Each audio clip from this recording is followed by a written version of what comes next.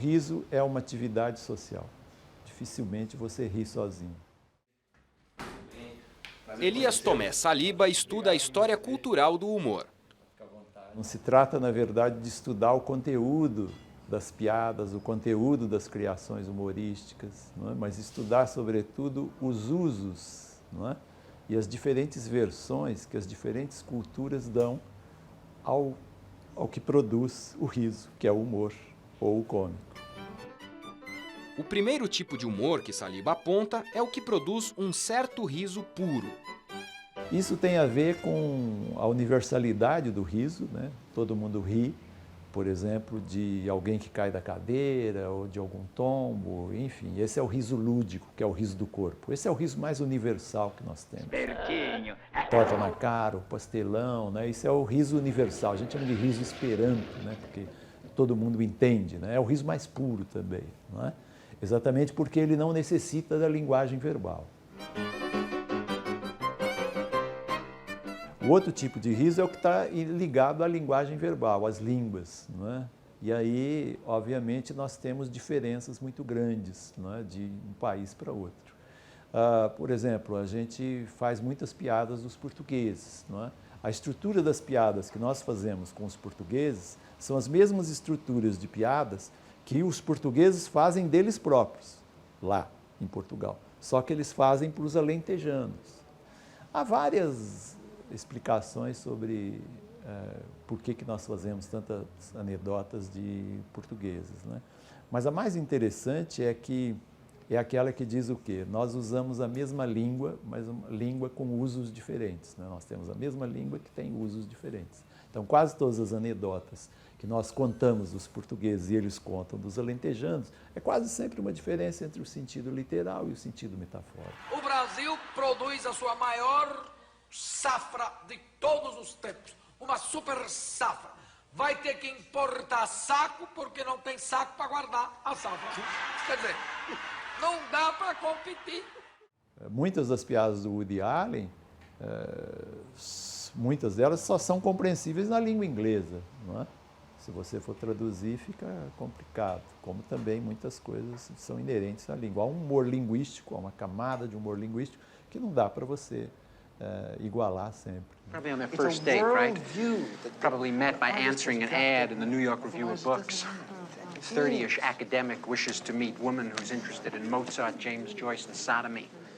Atenção, vamos interromper por alguns instantes.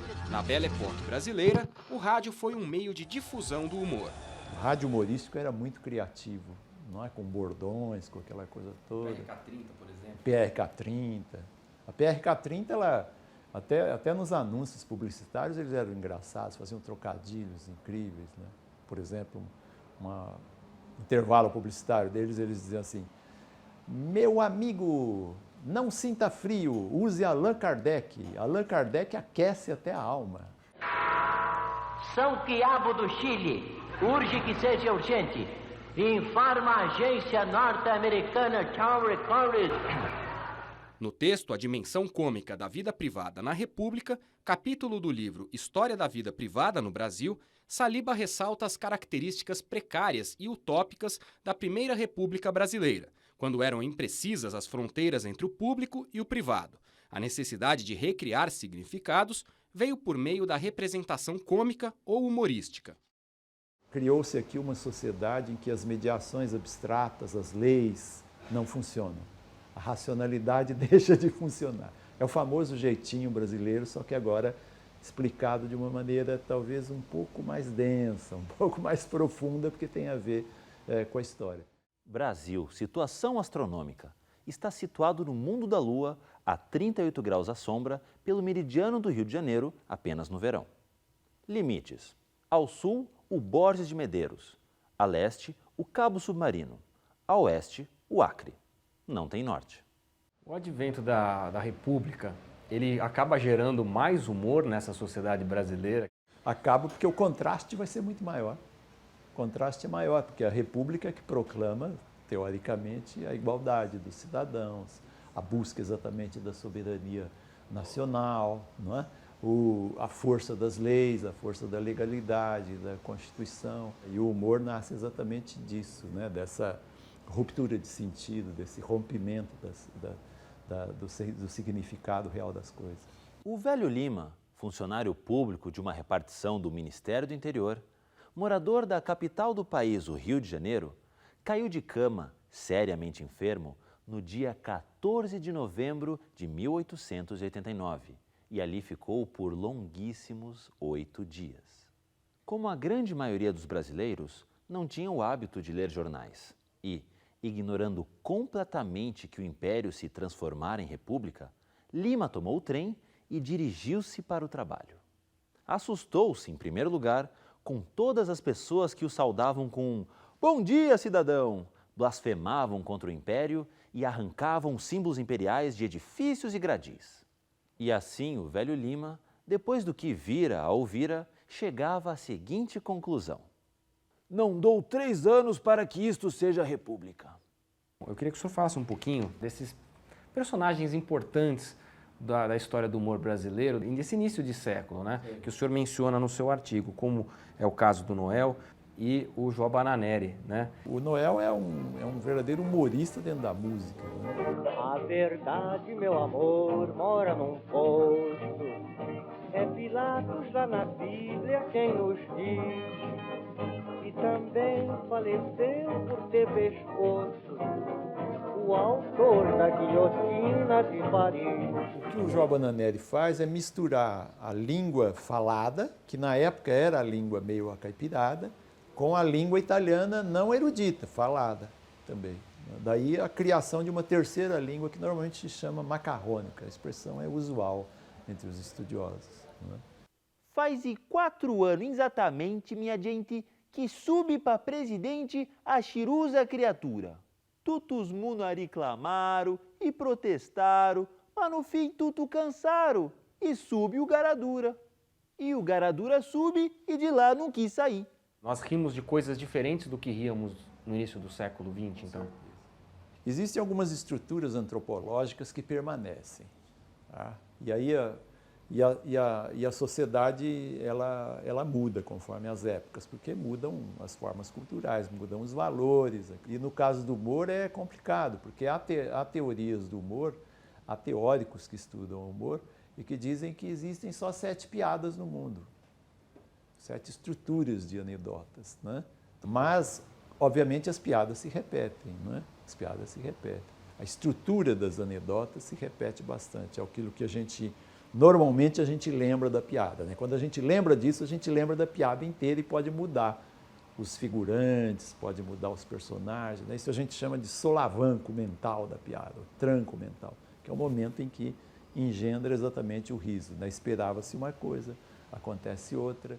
E o que o professor Elias Saliba acha dos estudos da neurociência? A conclusão mais interessante que eu acho para o historiador das humanidades, que vem e que, obviamente, tem que dialogar com essa área que a gente chama de fisiologia ou neurologia do riso, é de que o riso é uma atividade social. Nós temos 30 vezes mais chances de rir em companhia dos outros e em ambientes coletivos, né, do que sozinhos, né? Convidamos Elias Saliba para assistir a alguns vídeos que são considerados clássicos do humor.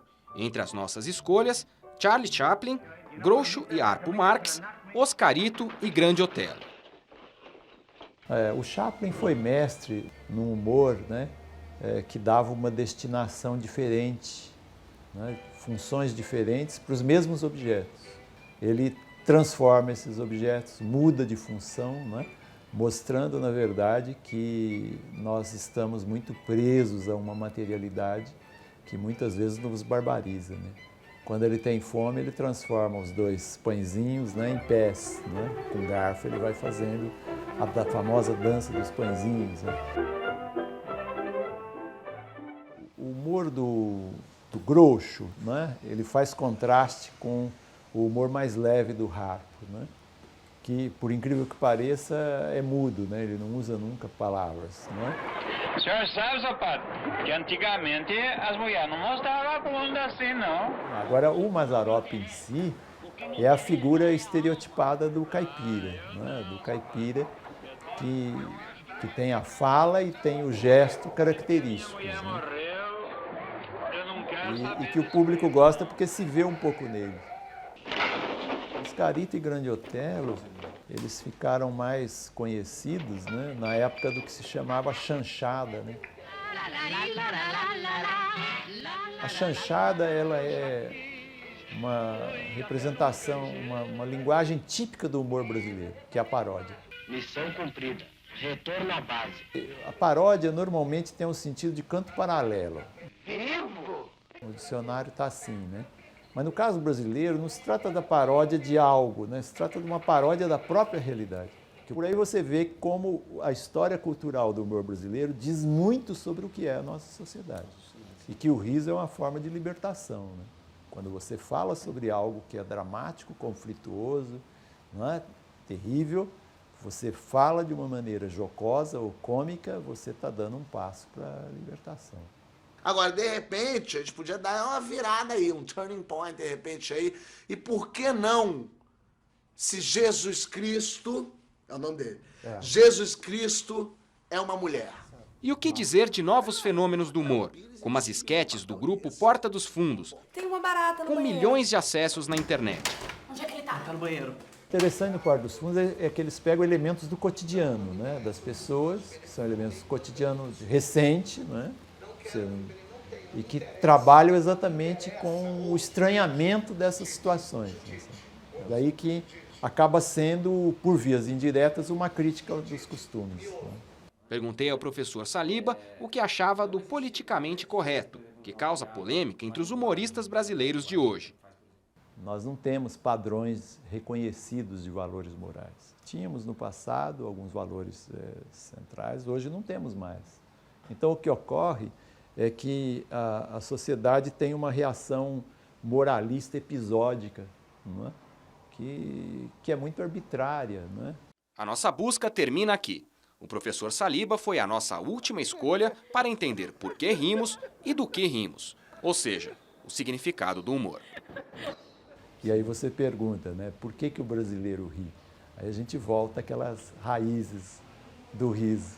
Não é? O brasileiro ri porque, primeiro, que não há outra alternativa senão rir. É melhor rir, mas ele podia chorar também. Não é? O Milor Fernandes já dizia, né, a distância entre o riso e a lágrima é apenas o nariz. Não é? Então, esses extremos que se tocam.